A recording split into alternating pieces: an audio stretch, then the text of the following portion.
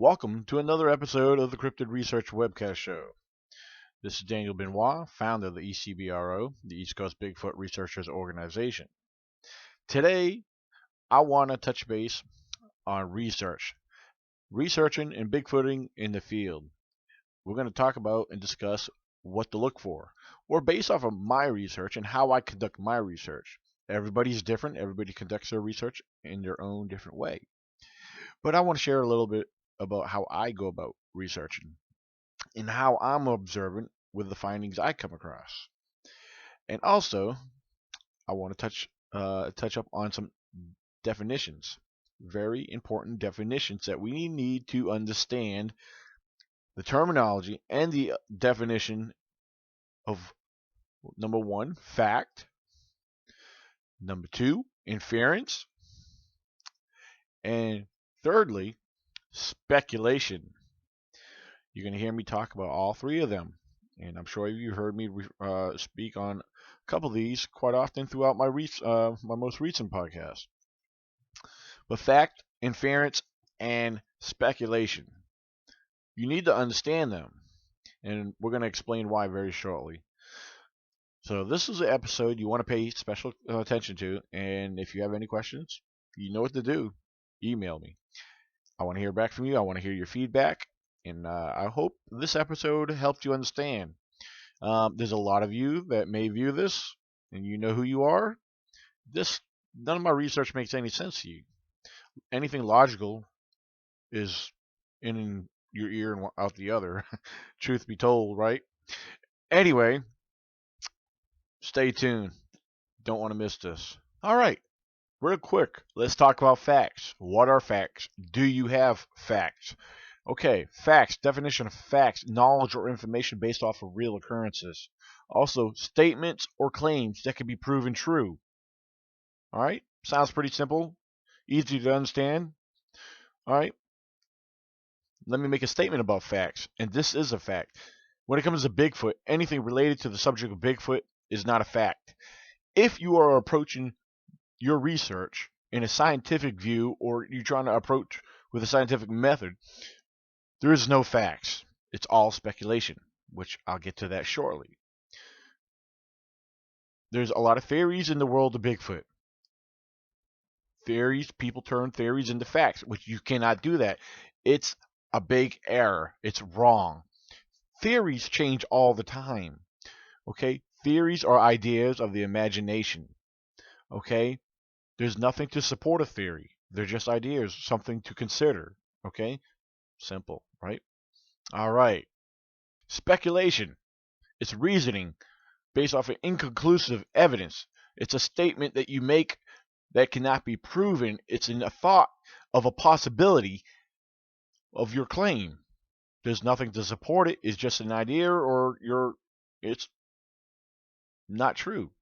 It could be true, unless we just talked about fact. Speculation is just something that you claim that it could be, something. For example, follow me here. I'm using this as an example.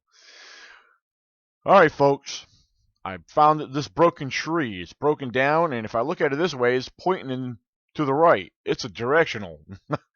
Sasquatch did this. That's speculation. That's not a fact.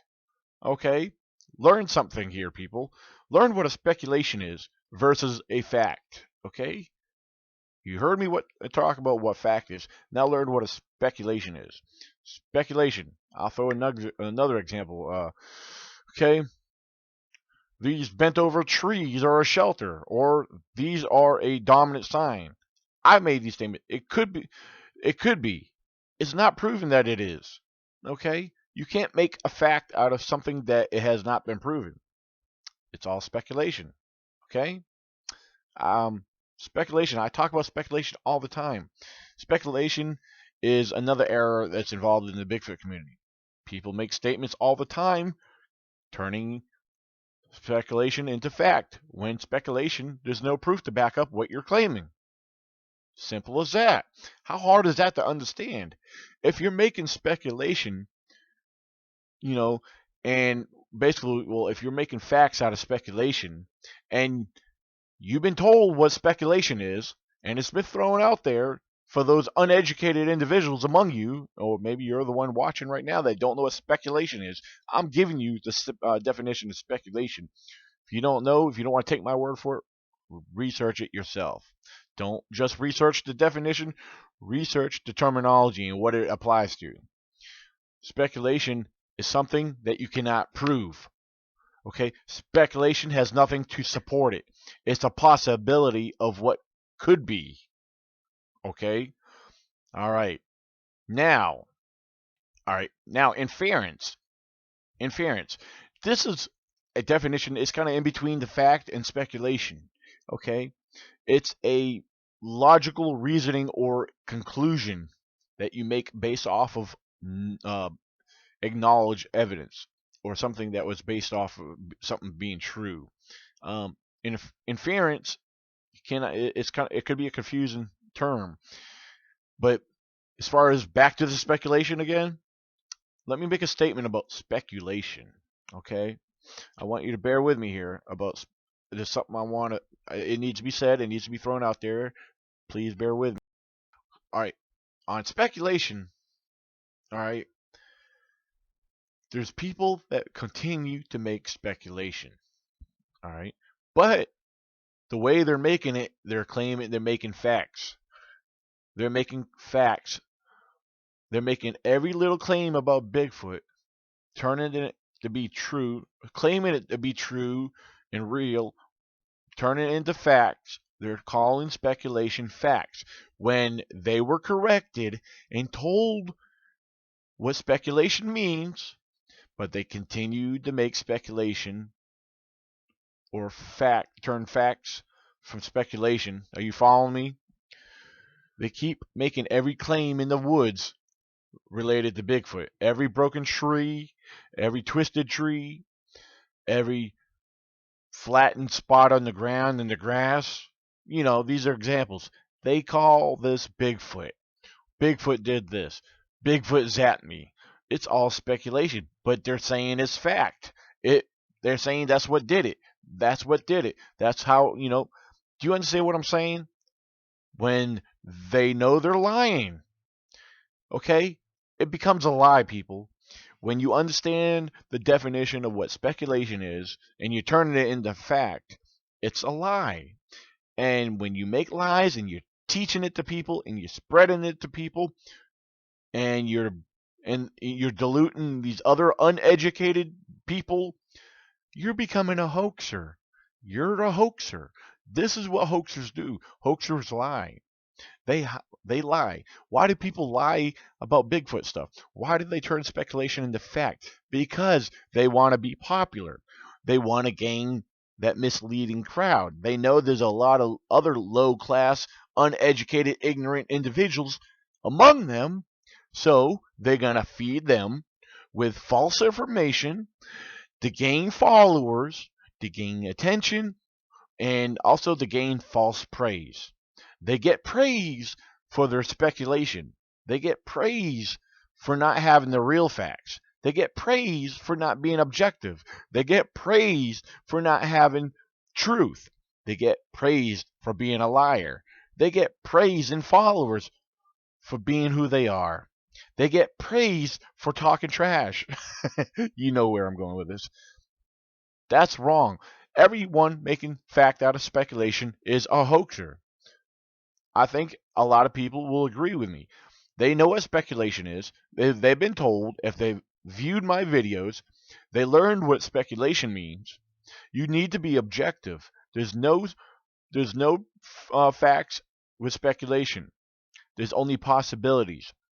But part of being taking this into a scientific approach, we need to be objective. We need to consider other logical conclusions. There's other logical explanations or a logical explanation for every occurrence, every happening, until proven, unless there's solid, undeniable evidence that we could throw out there with Bigfoot, then we might have something to talk with and play with. But people, you got to understand, when it comes to science, you need to understand, until they have the evidence, unfortunately, it's sad. But when it comes to discoveries and wildlife, it takes science to be acknowledged. When science accepts it and has proof of it, then it becomes worldwide. Then it becomes known. Then it becomes acknowledged. Okay? Because there needs to be proof. Undeniable, solid proof whatsoever. Not just seeing, if a scientist says they saw a Bigfoot, that's not good enough. They need to have the body, a specimen. I don't care how many DNA samples you claim to throw in there and what it comes back as. It comes back as human contamination. Well, that's exactly what it is contamination. I'm not getting into DNA today. All right. First of all, until there's a specimen that could be samples taken from that compared to this sent in sample, okay? And if the two match, then now we have something to talk business with, okay? On the other hand, learn the facts. Learn what facts are.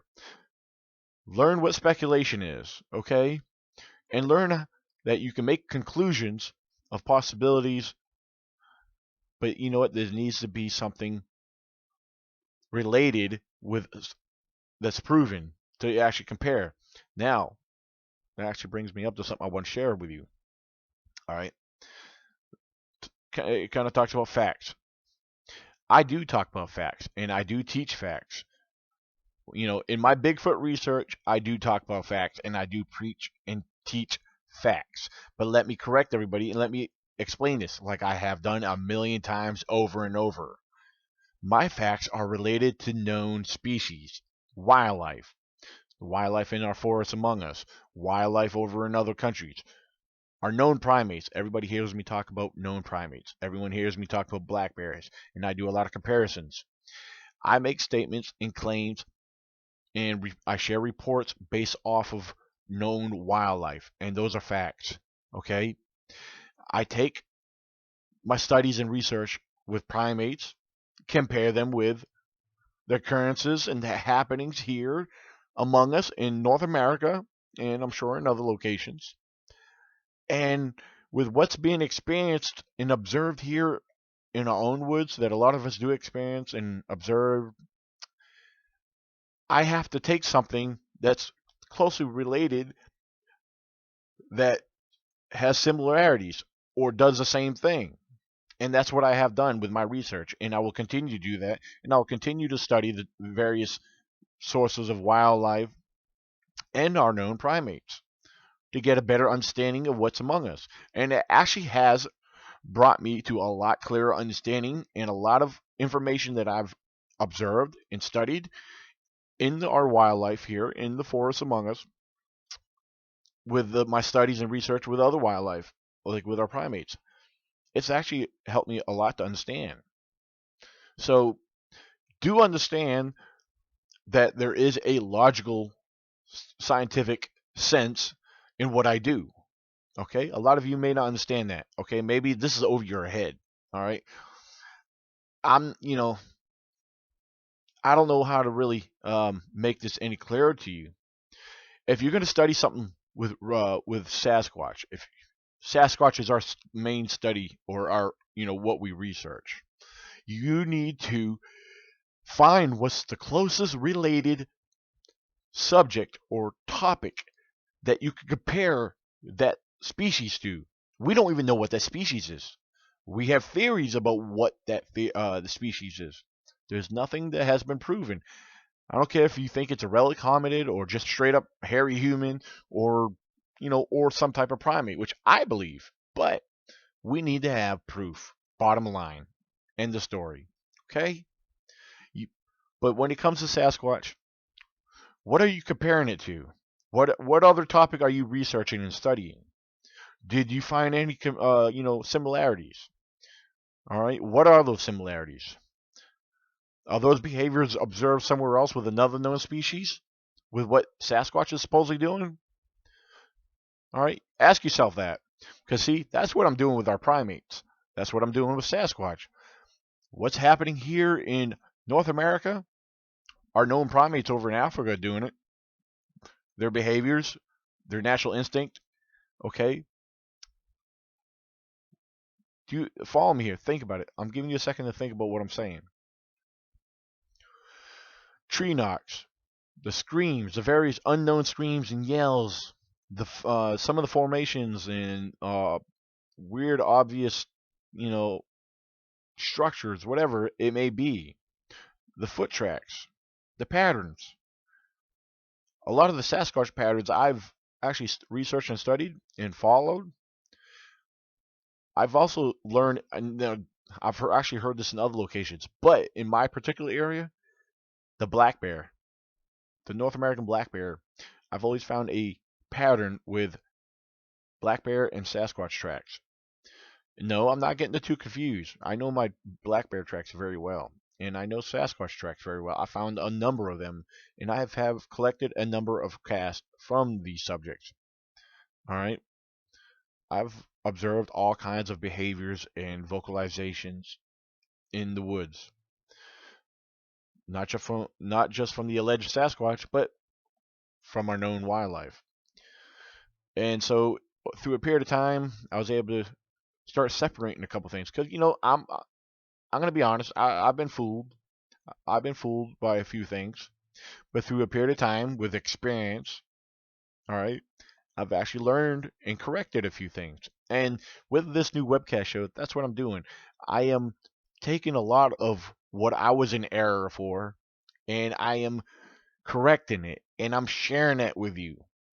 Okay, there's a lot I was in error for, and maybe it might take you guys a lot longer to realize what I'm getting at here.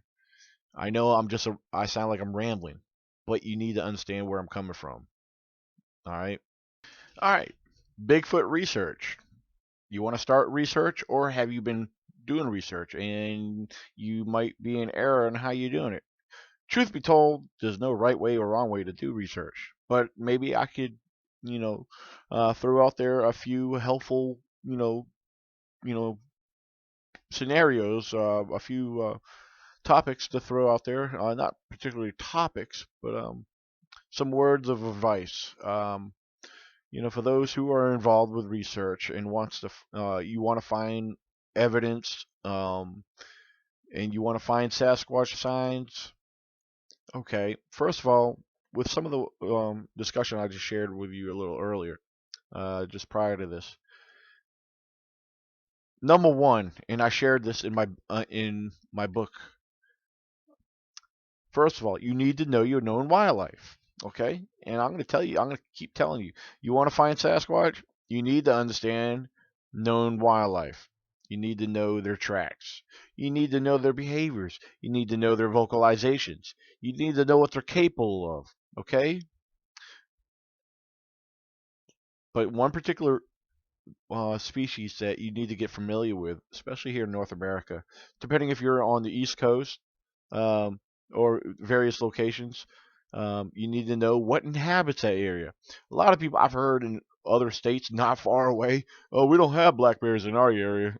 Well, they're here, okay, and states surrounding you have them, so why don't you have them? People neglect to acknowledge our known wildlife. All right, first of all, if you want to be a Bigfoot researcher, simple as that, learn your known wildlife. Learn what inhabits that area. Learn what possibly can inhabit that area. If you don't think there's bears in your area, well, think again. There could be, okay? So you need to consider a large animal such as bears, okay? All right. With that being said, study them, observe them. Another thing, okay? Your main tool for research is your ears, your eyes. All right. The more time you spend in the woods, the more time you get to observe, you're going to gain special knowledge. All right. Some of that knowledge is actually instinct.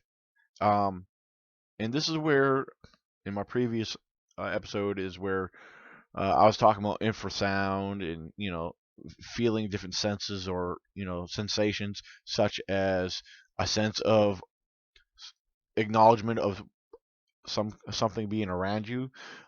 You will get these feelings. You'll get feelings of fear, simple things like that, especially if you're alone. Sometimes being alone is the best way to research. especially you don't have no one interfering, or while you might hear something, you don't have for example, I've gone out several times with my daughter and she's behind me, and my hearing is awesome, and I constantly have to stop her because I'll hear things that other people don't hear. I've been with groups of people and I've had to stop everybody because I'm hearing something. I could zero out the people around me to focus on longer ranges. I honestly have that ability. I could focus on sounds. Um, and that's the thing. When you're with people, you got to consider them, or you got to work and have a game plan. You need to stay so far apart, but yet be in communication with each other or acknowledgement of each other, and watch where you're stepping. You need to be observant. As far as the number one tool when it comes to research, your eyes. Your eyes are your tool. Your eyes are your window of what's around you. All right.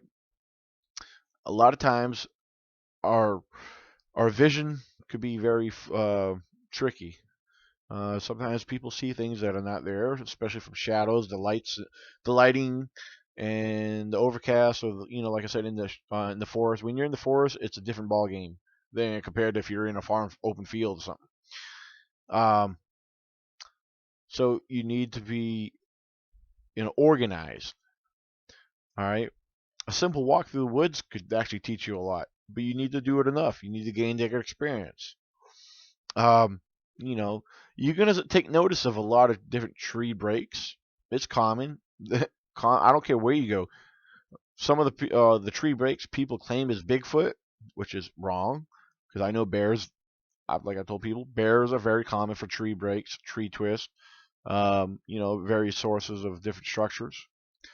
Um, Shoot, I found tree breaks in town.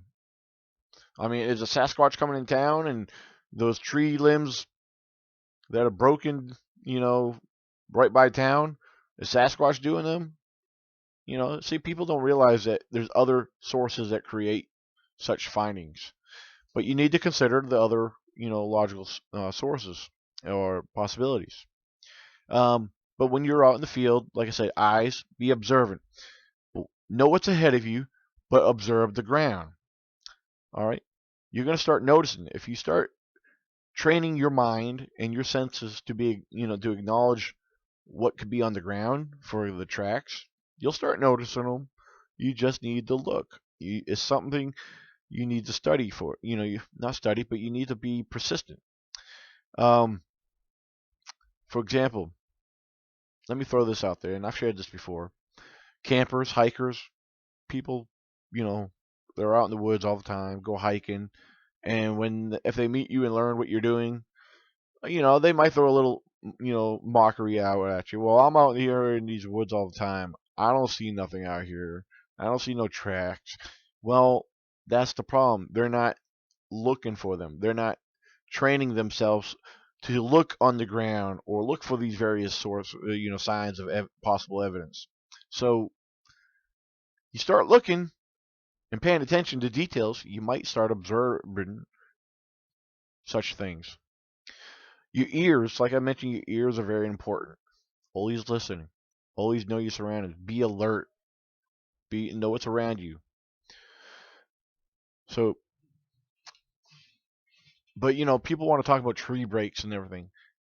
You could study and observe tree breaks. Get familiar with them. Yes, it's good to get familiar with tree breaks. Study how high up they are. Even the ones on the ground, I've had them 15, 20 feet above ground. You got to understand, observe it. Was it nature? You need to ask yourself these questions. Did nature do that? Or did a bear do that? People see a tree break 15, 20 feet in the air. Oh, no, that ain't a bear. That's a Sasquatch that did that. Well, how do you know that bear didn't go up in that tree and it broke it on the way down or on the way up? Okay? People neglect the acknowledging things. There's a lot of simple explanations people neglect to think about or realize. Um, I tell you, one of my best things, if you know a place for hunting, I observe forests that have a lot of deer. You want to get in areas that have a lot of known wildlife in those areas. So you could observe their tracks. A lot of places I like looking for tracks are along the creeks. I mean, yeah, you're gonna see the deer, you're gonna see the bear, but those are obvious places where tracks do pick up. I've come across a lot of tracks in the leaf litter, pine litter. I found some of my best tracks in leaves. Yeah, I mean, impressions, you're gonna see impressions, but impressions are very, tricky. They can fool you very easily. Um, Sometimes, depending on the impression in the leaves, and if the ground's made just right with the right type of soil and the density of the soil, if you're very careful, if you observe, if you take notice and you see a track that looks like a whole large humanoid track with the toes and everything, which I found on a number of occasions, let me tell you, let me share this with you. It's something you could do, but you got to be very careful about it. The more you start doing this, the better you'll get at it. Carefully, from that impression that you see the details through the leaf litter, pine litter, remove that debris. Remove it very carefully, little by little. Um, and then you might be fortunate to see better details. This is true. Okay? This is where I found a lot of my tracks from. Okay? On the other hand, I found them around creeks and streams, areas that have mud or bare spots in the ground that where tracks are do pick up. Um, yeah, a lot of I found quite a few tracks in the mud. Um, but these are simple things I just want to throw out there and share with you. Things to look for and listen to the different sounds. Don't get excited about every little unknown sound if you're not familiar with. Um, get familiar with woodpeckers because people get fooled by woodpeckers all the time. A lot of people do. I see it all the time. I hear about it all the time. People when they think of woodpeckers, they think they got that fast repetitive motion of knocking like a drill sound. No, sometimes they just do simple taps. You might hear one tap, you might hear two taps. You need to understand and start observing what it sounds like to know what wood on wood sounds like, not pecking taps. That's where I'm calling them peck taps, woodpecker taps. Tap, tap, tap, tap, tap, tap, tap. Woodpeckers. Sometimes they're slower than that. Sometimes they're faster than that. Uh, Shoot, I mean, I know I'm throwing a lot out at you, and it's probably going in one ear out the other. Um, that's why I think I'm gonna do a solo podcast. I'll tell you what, if you're viewing this, um, Thursday night, 7 p.m. 7 p.m. Eastern Standard Time, July 21st. Um, Tune into this YouTube channel, ECBRO 98, at 7 p.m. Eastern Standard Time. I'll be on a live podcast. I'll be watching the live chat, and I'll be answering questions. Maybe I won't be solo. Maybe I'll have somebody else with me. We can answer your questions together. All right. But if anything I said wasn't clear enough, tomorrow's your chance to ask your questions. Because I want to set the record straight. I'm sharing information with you to the best of my ability, and I've been at fault on a number of things, and I'm changing things. I am because through further research and more studies I've done out of the field, um, with my findings from the field, I've learned that I made some big mistakes. I wouldn't call them big mistakes, but they weren't accurate. The information was not accurate that I was learning for myself, and now I am learning things at a more clear, view, and I'm trying to share them with you. All right. I was one of the ones who were one of those excited individuals who I was almost the one that believed everything someone told me about Bigfoot did this, Bigfoot did that. It was exciting to hear that. When you're out in the woods, and somebody's trying to tell you, yeah, see this here, see that break, see the way it's broken this way. Bigfoot did that. It's pointing towards a water source. Yeah, maybe, in some cases I found stuff like that too. I found a series of tree breaks that pointed towards a water source. Even though the water source was over a quarter mile away, it's whatever. I mean, But at the same time, the location where I found stuff like that, there was water sources all around you.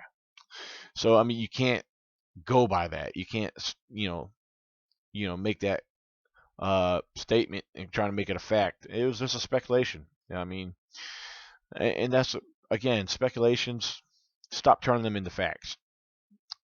If you make a claim without proof, if you have no way of proving it, don't try to preach it.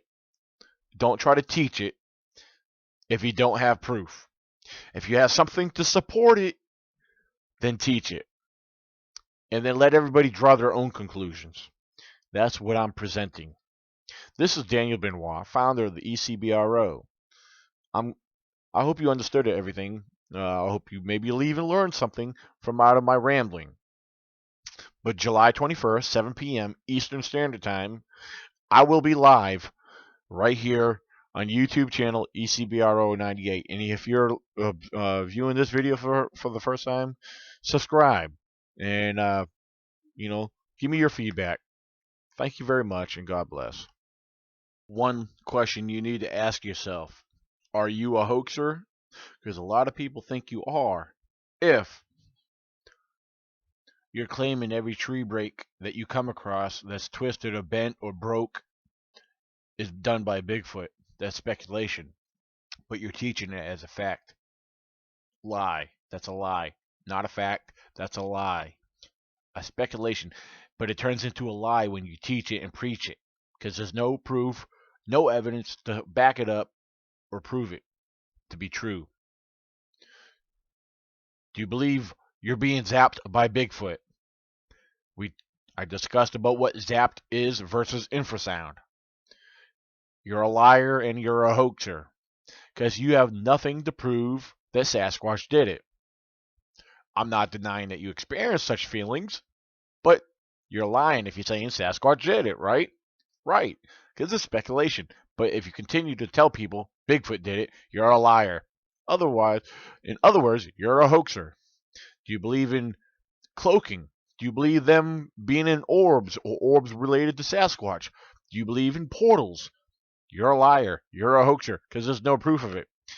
Do you take pictures of trees and say, "Look at the Bigfoot.